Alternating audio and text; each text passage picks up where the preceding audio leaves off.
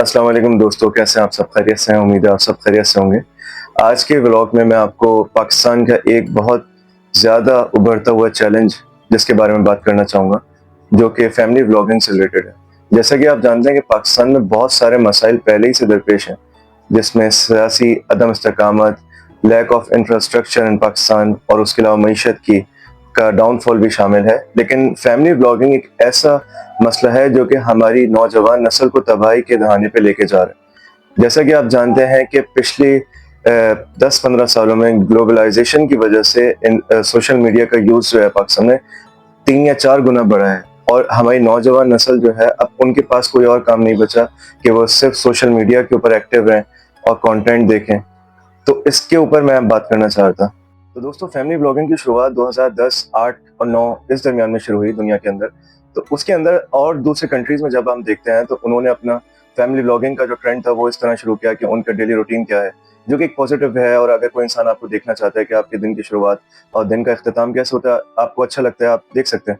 लेकिन उसके बाद पाकिस्तान में क्योंकि हर चीज़ एक्सट्रीम पे पहुँच जाती है और उनके सामने कोई लिमिट और रूल्स एंड रेगुलेशन मौजूद नहीं होते, तो उसका गलत फ़ायदा इस्तेमाल करते हैं। मिसाल के तौर पे फैमिली व्लॉगिंग के नाम से पाकिस्तान में वल्गैरिटी को बहुत ज़्यादा प्रमोट किया जाता है। लोग वो नाज़ेबा हरकत इस फैमिली व्लॉगिंग में करते हैं ताकि हमें इससे व्यूज़ मिल सकें, और लोग थंबनेल इस तरह बनाते हैं और उस पे डीप इन्फॉर्मेशन और इस तरह की चीज़ें लिख देते हैं कि लोग सोचने पे मजबूर हो जाते हैं कि इस वीडियो में क्या हुआ होगा, जो कि ज़्यादातर फॉल्स इन्फॉर्मेशन बेस करती है। और थंबनेल जानबूझ के इस तरह बनाए जाते हैं कि लोग अट्रैक्ट हों, उस पे क्लिक करें और उसके ज़रिए उनके रेवेन्यू जनरेट हो सके। तो मैनिपुलेशन जो है सबसे बड़ा फैक्टर है जो फैमिली ब्लॉगिंग के नाम पे की जा रही है। झूठ बोला जा रहा है और फेक न्यूज़ फैलाई जा रही है और एक दूसरे के खिलाफ जहर उगला जा रहा है। और इसमें अगर आप इस पर रिसर्च करेंगे तो ये तमाम हजरात जो एक दूसरे के खिलाफ जो ब्लॉगर्स हैं, लड़ रहे हैं, वो सब अंदर से एक होते हैं। वो सब एक दूसरे की व्यूअरशिप को अट्रैक्ट करने की बात होती है। इसमें सबसे खतरनाक जो चीज़ मुझे जो नज़र आती है, ये तो चीज़ें हैं, वल्गैरिटी आप फैला रहे हैं, एक्सपोजर कुछ ज़्यादा ही आप दिखा रहे हैं, अपनी फैमिलीज़ को दिखा रहे हैं। बहुत सारे यूट्यूबर्स हैं तो अपनी वाइफ की प्रेगनेंसी के मराहिल तक दिखा दिया। अब आप सोचें, ये हम कभी सोच नहीं सकते थे कि हम लोग इस जगह भी जाके खड़े हो सकते हैं। लेकिन जो मैं समझता हूँ इसमें सबसे खतरनाक चीज़ जो है वो एंटी स्टेट और एंटी रिलीजन स्टेटमेंट्स जो फैमिली ब्लॉगर्स की तरफ से इस्तेमाल हो रहे हैं, ये बहुत खतरनाक चीज़ है। क्योंकि स्टेट और रिलीजन को मैं नहीं समझता कि आपको इस्तेमाल करना चाहिए अपनी पब्लिसिटी के लिए, अपने फेम के लिए, क्योंकि यकीनन इंसान जो है उसके मुंह से कोई ऐसी बात निकल सकती है जो उसकी पकड़ की तरफ जाए। तो ये बहुत खतरनाक मसला है और इसमें हमारी हुकूमत जो है उसकी क्या गलती है, वो ये है कि यहाँ पे लैक ऑफ अकाउंटेबिलिटी है। कोई ऐसा इदारा नहीं है जो मॉनिटर करे इन लोगों को कि ये क्या बात करें और इनका पीछे मकसद क्या है और इनको क्या ज़रूरत पड़ी इस तरह की बात करने की।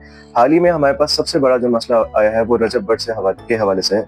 अभी रजब भट्ट ने अपना एक परफ्यूम लॉन्च किया 295C, और उसके ऊपर 295, और उसके ऊपर उसने एक वीडियो बनाई कि मेरा उस्ताद जो है वो एक इंडियन सिंगर था, सिद्धू मूसेवाला, वो है, और उसके ऊपर भी 295 का मुकदमा लगा, मेरे ऊपर 2 लगे, जबकि उसके ऊपर एक ही मुकदमा था 295A का, जो किसी भी मज़हब के तौहीन के हवाले से होता है। फिर उसने एक एक्स्ट्रा टर्म बोली कि 295C भी मेरे ऊपर लगा हुआ है, जबकि उसका से पर्चा हुआ था, वो मुकदमा दर्ज नहीं हुआ था उसके खिलाफ। लेकिन अफसोस की बात यह है कि उसको क्या ऐसी ज़रूरत पड़ी कि वो इतने हसास मामले में अपनी ज़बान दराज करी उसने। क्योंकि ये ऐसा मामला होता है कि देखिए, मज़हब जो है इंसान के लिए बहुत ज़्यादा एक हसास चीज़ है। उसको अपने फेम के लिए ज़रूरत ही नहीं थी कि वो 295C या 295A किसी चीज़ का इस्तेमाल करता है। ये कानून बहुत हसास है पाकिस्तान के अंदर, जहाँ पे लोग वैसे ही बहुत जज्बाती हैं। आपको ज़रूरत ही नहीं थी ऐसे आप बात करें जो कि गलत है। यकीनन उसने गलत बात की और उसकी वजह से आज उसकी लाइफ जो है बहुत खतरे में है, और वो भी यहाँ से, मुल्क से भाग चुका है, और अपनी ही गलती की वजह से वो यहाँ से निकले।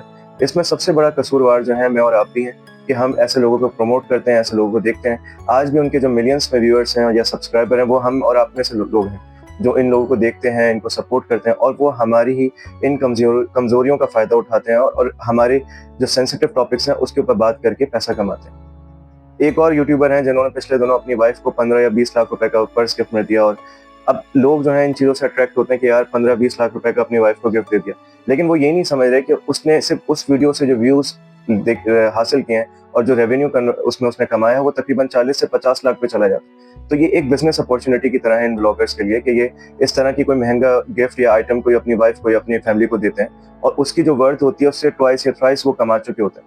और हमारे यहाँ माशरे में इसका नेगेटिव इम्पैक्ट ये आता है कि हमारे यहाँ जो लोअर मिडिल क्लास और मिडिल क्लास फैमिलीज हैं, उनकी जो खवातीन हैं, उनके अंदर एक्सपेक्टेशंस बढ़ जाती हैं कि यार अगर उसका शौहर उसको इतनी महंगी चीज़ें दे सकता है तो हमारा शौहर भी हमें दे।